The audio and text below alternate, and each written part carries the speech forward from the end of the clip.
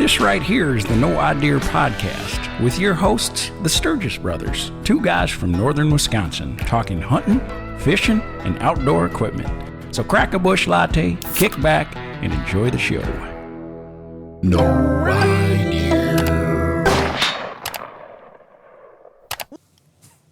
What's up? What's up? You look like Megamind, the cartoon. What's up, everyone? Welcome to another episode here on the No Idea YouTube channel. And this is our relaunch to the No Idea podcast. And we are super, super excited. If you're familiar and are a subscriber here on our No Idea YouTube channel, you know that we had been doing podcasts for about 2 or 3 years. We had about a dozen or so episodes. But the last year and a half, just life happened, busy schedules, life priorities, and we kind of dropped the ball with podcasts. And so my brother and I got together and said, you know what? We really miss coming back together, sitting down, talking about hunting and fishing and having conversations that we know that each and every one of you are having too. So welcome to the relaunch episode of the No Idea YouTube podcast. Coming to you live. No, not live. We're not live. No. But it's from my basement. A change in scenery, Yep.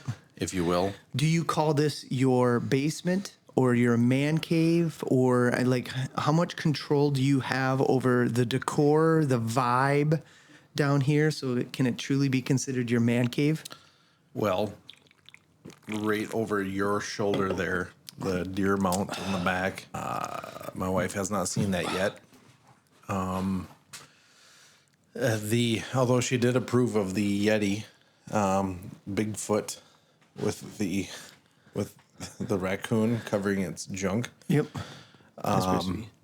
No, I mean, I have quite a bit of control, but we definitely have to spruce the place up if this is going to be our permanent home. We will. And in one of our episodes probably coming up here, we'll talk about that deer that's behind me over here, and it's Dad's buck that he shot. So, but anyways, we are super excited to be back. And it just feels right to be here doing this again. Adam's struggling to pay attention because the Brewers are on, and it's been a good season to be a Brewer fan. We might even talk some sports. Who knows? We could talk some sports. We could talk some Packer football. I mean, we could have a lot of fun with this. Yeah. So here's the other thing. Our podcasts can be basically available both on video right here on YouTube, and then also wherever you find your podcast platforms, wherever you listen to podcasts, you can find it there, whether it's Apple. Do you know any other podcast platforms you listen to? You know me. I just upload it, and whatever we use, it just sends it out. So wherever you listen to your podcast. Mine's just all on Apple. Yeah. That's it. Yeah. But the one thing I want when we relaunch this, if you're listening, send us ideas. I mean, we're never short of ideas on what to do, but what do you want to hear? Like, what topics do you want us to discuss? If you have any ideas of guests that we should reach out to with all this beautiful, lovely new equipment and stuff, we got some capabilities to FaceTime, call in, that kind of thing. So whatever, like, what do you want to hear? Yeah. Drop it in the comments. Shoot us a DM or whatever. The other thing is we want to make it very clear. We have no idea. Adam and I, what we do with this YouTube channel is we just love to share our passion for the outdoors. We're located in the North Woods of Wisconsin.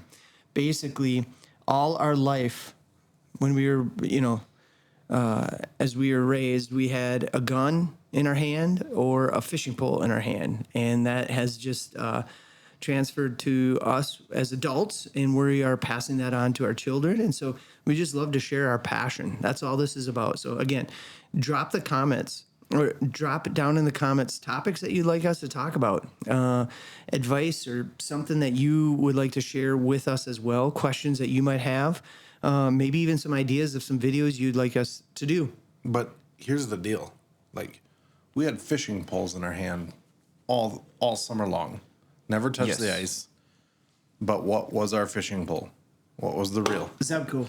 Zebco 33. I don't think I bought a new reel Closed face until I was in my 20s. No. So, I mean, we don't really have any idea what we're doing. No. We're learning as we go. My first reel, I remember it. My first reel that I got, and it was an open face, my first open face. I got to choose because I sold the most popcorn for the Cub Scouts in Bruce. And the award was to pick out your one prize of your choosing out of the Cub Scout magazine. And I chose that. And I think Mom and Dad still have it in their shed up at the lake. I remember going to auctions with Dad.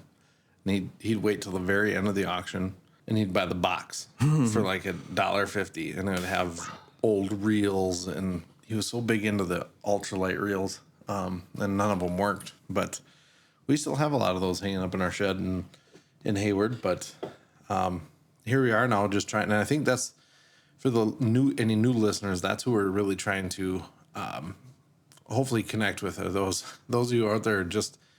You see all the grip and grin, the beautiful, trophy fish and deer, and everybody always just doing it right. That's, social media is so much about just every single time you go out and you catch a trophy or whatever. But the reality is that is not the reality. And hopefully we can provide an authentic avenue for you to listen and view and come along. And again, this podcast isn't just us sitting in Adam's man cave, drinking Busch Lattes and talking at you. We want this to be a community conversation. We want each and every one of you in on this. And I got to take this off because it's giving me a headache.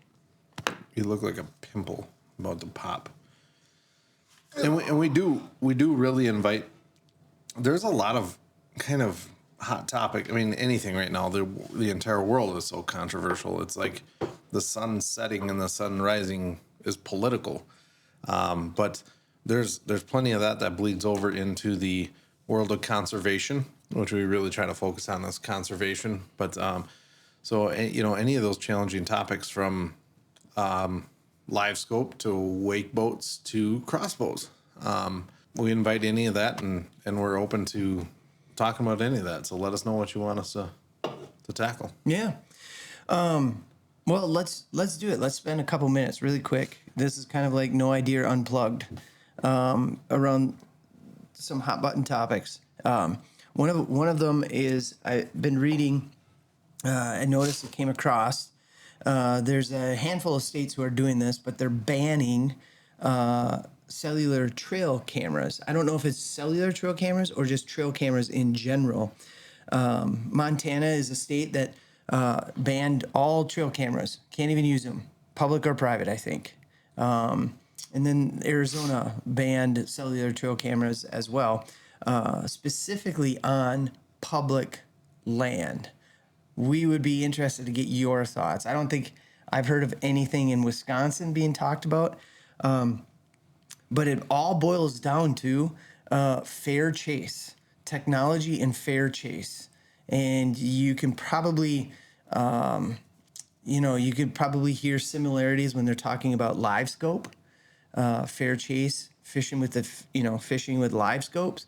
But the biggest argument is as a cellular trail camera, when you see that buck walk past your camera at 8:30 in the morning, and he does that a couple times a day, is that fair chase? Because you basically time their movement. I honestly, this is the first time hearing of it. And by the way, we use cellular trail cameras. You can watch some of our videos of reviews of Spy Point trail cameras. But it's just fascinating. Some of the most conservative states in the country are banning them, saying you can't use them. Arizona had a study where they noticed that around a watering hole there's like 12 or 13 cameras, and it truly impacted the deer movement and how the deer reacted. But a lot of them are saying, you find some hot, what do you want to call it? Like you find a hot place on public land, that's very popular, and you have 5 hunters that are going to hunt this area, and all 5 put out 1 or 2 cellular trail cameras, and the deer start moving, it just feeds into having more and more people in that area that can cause conflict, arguing. I don't know, man. Up where we hunt, there's not an issue. There's getting to be fewer and fewer hunters up there. Yeah, that'll be interesting to follow. Seems like it's opening up a can of worms. Because where does that stop? Yeah. Who knows? Well, with or without a trail camera, I feel like I've been less successful with trail cameras. Correct. I have a love-hate relationship with trail cameras. I love them because it's just fun to see what's out on the land, what's out by your stand. But I hate them because, for instance, like right now, I'm not super excited to go out because I only have little bucks. If I don't know what's out there, I'd probably be excited to get out a little bit more. So I don't know, love, hate. The other one that always rears its ugly head is archery season. It's here. It's been open for a week in Wisconsin here. And every year it's like clockwork. You're on any hunting Facebook page group. You're at the bar, sitting on your bar stool, talking about hunting and archery. Crossbows. Should crossbows be allowed during the archery season? So should they be banned? Should they have their own season and it be shorter? Or should they just, like we're doing now, they can have, they're just considered a part of the archery season. Obviously, the DNR and they always say we want to groom the next generation to come into this because why? They're the next ones that are going to take care of the land. They're the next ones that are going to conserve our resources. And so you do want to get more people involved. And, Crossbow definitely makes it more accessible. You don't have to practice as much. At the same time, it seems like there's this other, I guess what creates the controversy is the other half sitting there saying, no, we don't want more out here because I want more for myself. Correct. Like, to me, that's the way I feel it comes down. I'd be interested to know that take on, and I get that because that's your initial feeling towards that is I want you get selfish about it. Like, I don't want it easier for more people. I don't want more people to come in and do it so I can have more for myself. But what is their take on the next generation then of conservationists? Right. And I don't know. I struggle with other people because they have an opinion one way or the other. Then that should dictate how I hunt. Like if I disagree with crossbows, fine, I disagree with crossbows, but that shouldn't affect another person who needs a crossbow or wants to hunt with a crossbow, right? Yeah, you know what I mean. Well, I could see the other seasons, and I'm not going to get into it too much. I don't know enough about all that kind of stuff, but the bottom line, crossbows, the concept of crossbows have been around for a very long time, and using it as an ethical way to harvest an animal is a lot more. Can actually argue that it's more ethical to harvest it with the crossbow because you're going to have more success. Well, and they struggle because you can shoot crossbows at 75 to 100 yards and, that kind of stuff. But so it's like... it comes back to the purpose of why you're hunting. Because are you hunting because of challenge? And I know that's a valid piece, and absolutely that's part of the reason why we do it. And I know some people, they even do a traditional bow because a compound bow is too easy. And they see that as cheating. So it's like... I don't know if hunting is the challenge of it, then it's different for each person then. Right. And the other thing too is many of the old timers will tell you the same debate that's playing out right now between crossbows and compound bows is the same debate that was had when compound bows were introduced. And they're saying, no, it's recurve. Compound bows are too easy. So it's that idea that if we would halt technology and technology advancements, hunting and fishing would look so different than it does right now, right? I mean, rather than having $400 bait casters and these mammoth fishing boats that can now get you to parts of lakes that back in the 60s, those boats could never get you to. Rather than having these bait casters, we'd still be fishing with bamboo sticks. Mm-hmm. So, and now we have Garmin sonar that you can cast out. Yeah. Not even live scope, but sonar that you can cast out and then reel in and have live imaging from 60 yards away. Crazy. Yeah, and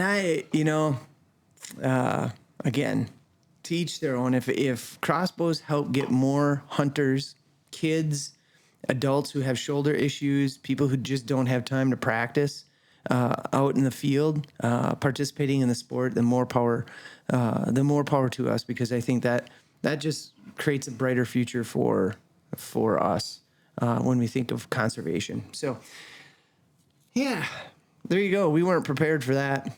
You're not funny tonight. It's late. You're really serious. Well, you're bringing up serious topics. Well, I thought you'd be crossbows. I thought you'd be funny. I harvested one deer with a crossbow. It was a nice deer. Where was it? It was. We just had it here. It's back. 7-point, right? Yeah. And I missed one with a crossbow. You missed a huge, ginormous one that Joel got. Yeah, I haven't brought myself to go over and look at it. Yeah, I will. What is I mean, I would not be bow hunting if I didn't have a crossbow, which is maybe fine because last year I didn't even buy a license. So, Yeah. Whatever. Yeah. So, some things that are coming up. We're excited. The Wisconsin Youth Hunt is right around the corner, and we are going to head up to our hunting land up north, further north here in Wisconsin. And we're going to do the youth hunt on some public land. So some of the videos is the youth hunt. Before the youth hunt, we're going to have a video of Adam and I going back up to deer camp. We got to cut some wood, split some wood. We got to set up the stands, kind of get everything ready for the youth hunt, get some ground blinds up. So that's coming up. And anything that you say down in the comments, people you want us to interview or get on here, or topics you want us to talk about. So, yeah, hoping to podcast a lot more as well. Have some fun. I have some really fun guest ideas. My place of employment, we recently hired a woman by the name of Emily François. You can find her on Instagram. She is a professional angler, and she is a blast to work with. Just a wealth of knowledge, and I'd love to get her in here. Just talk about the upcoming ice fishing season. She also hopes to help out with our ice fishing team too. Oh yeah, we're gonna have. Oh yeah, we got the coaches meeting coming up tomorrow. That is so cool. When I tell people that there is high school ice fishing teams, and that the state there is 70 some high school teams from across the state of Wisconsin showing up for the state fishing tournament. I mean, that shit's crazy. That's so cool. Brewers are up 3-1. All right. So there you have it. We would really love your support. If you really found this video and this podcast to be entertaining and maybe helpful, we'd love for you to hit that like button for us. If you haven't already subscribed, we would love for you to subscribe. And I say this every episode to all of you who have already subscribed. Thank you so much. It means the world to Adam and I that we get to do this for a living and make about 10 cents a month. It's so awesome. But thanks for subscribing. We'd love for you to leave a comment. Like we said, we want this to be a community dialogue, but we also want everybody to respect each other. We all don't have to agree. And that's what makes debating these conversations or debating these topics so enjoyable. So, and then finally, if you want to, we would love for you to share this podcast with your hunting and fishing buddies who are out there. All right. Good talk. See you out there.